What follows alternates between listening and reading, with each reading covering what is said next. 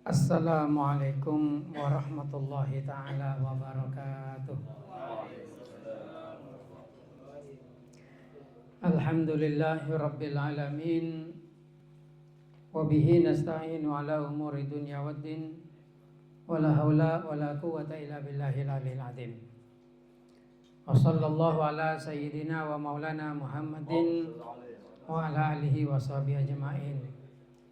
Amma ba'du. Alhamdulillah, di dalam malam hari ini kita semua dengan Allah dipertemukan di dalam acara Ihsan di Burneh, kegiatan rutin Ihsan di Burneh, yang mana ini merupakan sebuah rahmat dan nikmat bagi kita.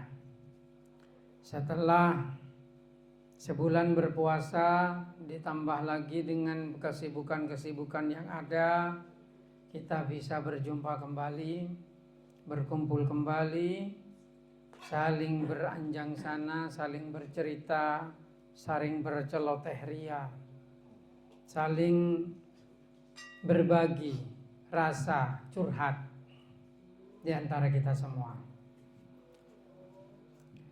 Silaturahmi adalah sesuatu yang sangat bermanfaat, bukan hanya di dalam merajut koneksi, karena di zaman modern sekarang ini orang-orang bersilaturahmi itu biasanya ada kepentingan. Tapi kita sebagai anggota Iksandi, Ikatan Santri dan Alumni Pondok Pesantren Darul Hikmah, silaturahmi ini betul-betul tulus ingin menyambung rasa, tulus ingin berbagi cerita, juga merajut kebersamaan yang diikat oleh ikatan ilmu dan ikatan pondok pesantren. Ini tentunya beda rasanya dengan orang yang merajut silaturahmi hanya demi kepentingan. Bedanya di mana? Bedanya adalah di dalam ikhlas. Sebagaimana yang sering diucapkan oleh para ulama, al-a'malu jismun wa ruhuhul ikhlas. Amal itu seperti badan, ruhnya adalah ikhlas. Oleh karena itu ini merupakan satu kesenangan dan kebahagiaan bagi kita. Dan semoga Allah meridhoinya. Semoga kita juga mendapatkan barokah dari Gusti Nabi kita, Nabi besar Muhammad sallallahu alaihi wasallam, yang mana beliau mengajarkan kepada kita, wa'tasimu bihablillahi jami'a wa la tafarraqu. Kita dianjurkan untuk saling berpegangan kepada tali Allah dan jangan tercerai-berai.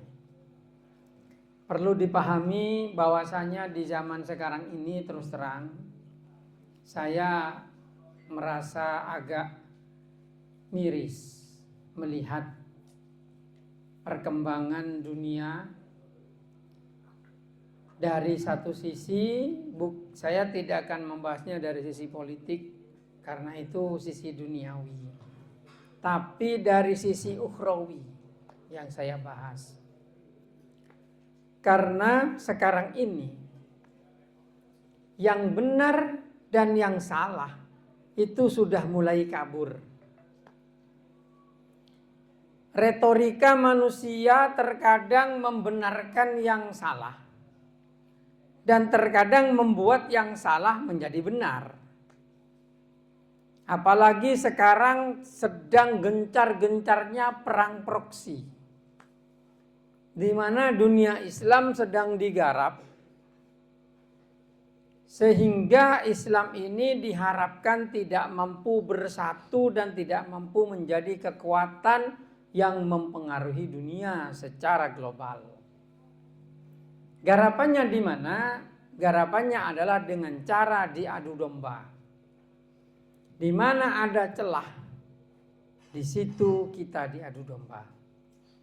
Seperti pahaman Wahabi yang masuk masif ke negara-negara Ahlussunnah wal Jamaah,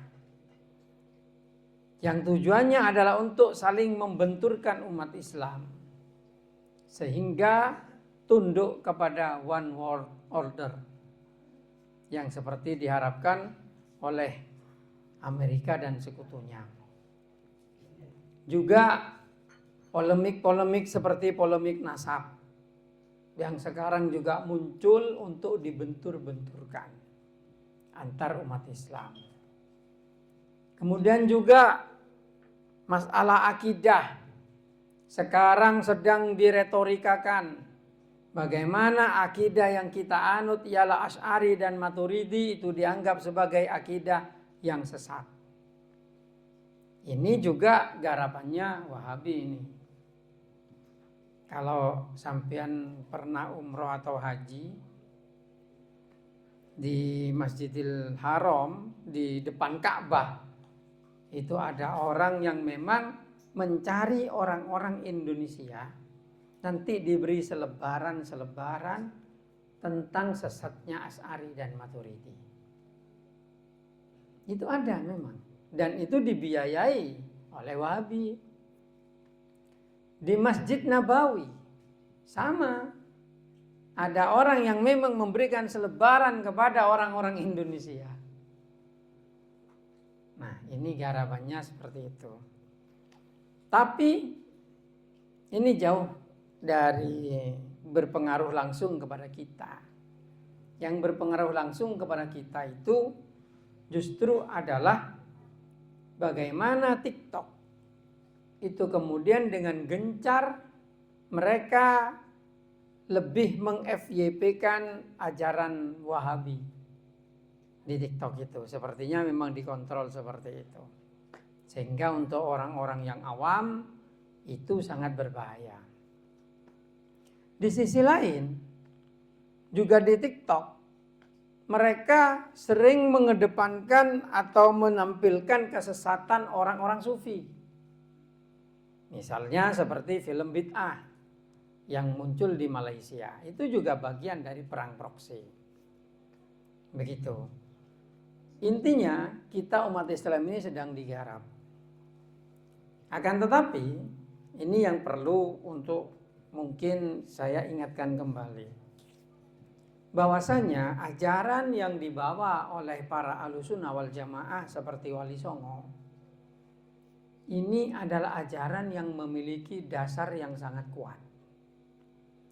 Ada dalil baik Al-Quran atau hadis, kemudian juga ada faktor tafaulan yang baik dan faktor untuk bisa mengasimilasikan tradisi dan agama.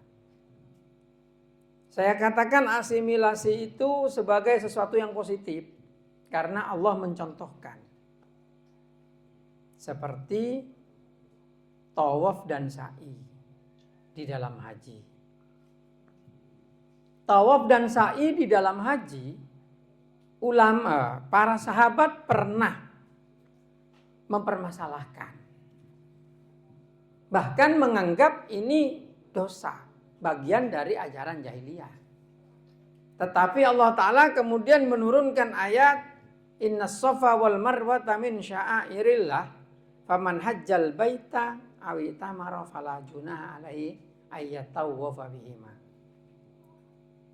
Allah malah menggunakan kata fala junaha, berarti tidak berdosa. Kenapa? Karena sebagian sahabat menganggap tawaf dan sa'i itu budaya jahiliyah. Tapi jelas Allah asimilasikan ke dalam ajaran Islam menjadi rukun haji.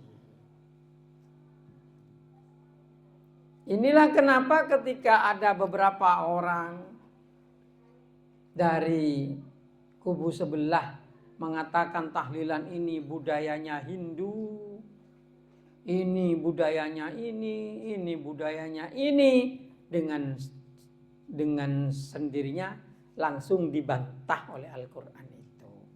Karena orang Hindu sendiri tidak ada yang tahlilan. Masa berdereng Hindu macam la ilaha illallah? Kan nggak ada. Ini contoh. Tapi persoalannya garapan itu di masyarakat kemudian membentur-benturkan. Nah ini yang kita harus siap. Oleh karena itu haruslah terutama anak-anak Iksandi ini punya bekal dalam mengejawantahkan ajaran Ahlussunnah wal Jamaah, bisa menjawab apa yang dipertanyakan oleh mereka, apa yang dituduhkan oleh mereka, ternyata termasuk masalah dalil-dalil yang tidak pernah dikerjakan di zaman Nabi Muhammad. Kan yang sering mereka hantamkan itu adalah tidak pernah dikerjakan di zaman Nabi. Akan tetapi perlu diingat bahwasanya tidak semua kebaikan itu langsung dicontohkan oleh Nabi, tergantung kepada sifat dan inti dari persoalannya. Misalnya, ini ada di kitabnya Syekh Hasyim Asy'ari, Risalah Ahlussunnah wal Jamaah. Untuk mendeteksi sesuatu itu bid'ah atau tidak, maka lihatlah isinya. Jika isinya ini mengandung hal-hal yang memang diperintahkan Allah dan Rasulnya seperti zikir, sholawat, sedekah, dan lain sebagainya, maka tidak ada bid'ah di dalam persoalan itu. Jelas. Karena bid'ah itu sendiri oleh Nabi itu dilarang karena takut umat Islam ini terseret pada kesyirikan. Seperti umat terdahulu setelah ditinggalkan nabinya, lalu membuat-buat ibadah sendiri yang tidak pernah dikerjakan oleh Nabi, yang kemudian itu dijadikan ibadah tersendiri. Ini yang bid'ah. Tapi kalau sholawatan apapun bentuknya, maulid Nabi iya, sholawatan bersama iya, yang penting di dalamnya tidak mengandung kemaksiatan, maka tidak ada hukum bid'ah di dalamnya. Ini penting karena sekarang sedang diadu dombanya begitu. Sedangkan ngadepin masyarakat sepuduh, ini lebih melarat. Mau ngadepi masyarakat sepenter, gampang nerang lagi. Mong sepuduh sing pokok saya antem lagi. Pokok lah nekah yang menjadi masalah engki ketika dinto. Napa boleh kalau berhadapan dengan masyarakat yang sensitif seperti yang terjadi dulu aliran Syiah yang sampai terjadi bentrok dan lain sebagainya. Neka memang kita perlu untuk bisa menyampaikan dengan baik kepada masyarakat. Pas boleh, nah juga perlu kita nekah sebagai umat Islam, sebagai pembawa panji Rasulullah sallallahu alaihi wasallam, sebagai santri kadinto kita perlu untuk meluruskan hal-hal yang di dalam masyarakat itu tidak lurus, kurang bagus. Misalnya ada kebiasaan yang dalam situng masyarakat umpamanya lamun melek pas berenome-noma. Itu perlu diperbaiki, jangan sampai terjadi yang seperti itu terutama kepada anak-anak muda, karena kita ini pemegang daripada liwaul Islam, benderanya orang Islam. Nah, kadi saya banyak terjadi semangken, nah karena apa kalan kilo panapa lepas tujuh wadi. Nega sesuatu yang salah harus diluruskan. Siapapun yang melakukannya mungkin kal bekal lo kengeng petoju ko ade. Bahkan pasang cincin selake masang aki cincin nega sebine nega haram hukumnya. Walaupun neng TV nega ditampilkan, cak atorok TV sampean. Nggak nega, anapa? Takok hubungan nggak kana gelak sekal bekal lo broka. Mau mempertontonkan kemaksiatan di depan orang banyak. Deki sing laang rasa akadi toju kuadi kadi mantan pae temu ngendung gak ada lagi sing lak ngerasa lah hae kuah. Padahal kilo terjadi akad nikah. Nikah perlu diluruskan, disampaikan kepada masyarakat dengan cara yang baik. Jika digela kebala takok lok brokah. Takok palok teti deki. Deki palok teti wang lewung kare luang pahe paburung apa katin apa. Wang lewung me. Dan ini sebagai salah satu contoh dan misi kita. Cek kok takok mungkin ngaparing pendapat wong kita juga bagian dari masyarakat. Kula lo takok mau ngicalin nikah. Apa? Kula takokan ke pangeran. Soalnya Kanjeng Nabi ada kullukum ra'in wa mas'ulun an ra'iyati. Hede kabeh je pada birenguan. Tanya aki ku aku wan-wana. Ki mong sapaling bere kelebun nika. Maksudnya dosa. Nah itu senega kelebun polana sebisa. Dan negala mong sapaling bere. Mong kadi kula sing lo andi kekuatan di kekuasaan secara menyeluruh cuma bersifat fatwa. Jadi abang orang neka ngolatin kemungkaran mong bisa fal yughayyir biadihi. Dan tapi mong tak bisa engki bilisani. Mong lecelo bisa nafa bi qalbi. Dan neka. Nah neka sekedar untuk mekenga cek kita nikah nang masyarakat kedua fungsi termasuk sosial kontrol. Katinapa masyarakat nikah bisa tetap beda neng napa segariskan Allah Subhanahu wa taala dan Rasulnya. Perkara beda bareng nyeleweng lo bisa etanganin kalaban kita la yukallifullahu nafsan illa wus'aha. Tapi mong kita ki bisa toreh pas pebender peloros deneka. Engki cek buambu torenya on ke pangeran atau wakal usaha sekaligus tawakal di Allah Ta'ala. Sekadin toh sebisa sampai akin moga-moga bermanfaat dak ngendak bunda jenah makin dak pandek tabang badanah. Wabillahi taufik wal hidayah wa birri wal inayah. Wassalamualaikum warahmatullahi wabarakatuh.